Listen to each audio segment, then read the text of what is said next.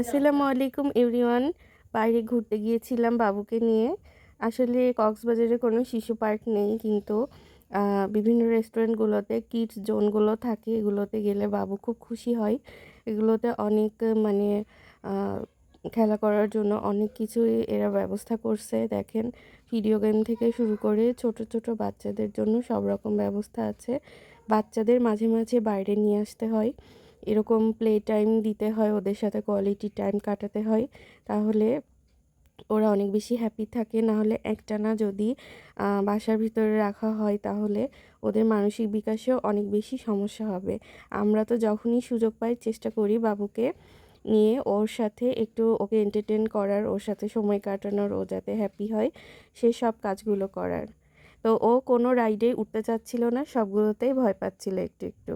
তারপরে এই যে মোটর বাইকে উঠেছে, ওর সবথেকে মানে পছন্দের মোটর বাইক। ও ভূ গাড়ি চালাতে অনেক পছন্দ করে। আল্লাহ হাফেজ।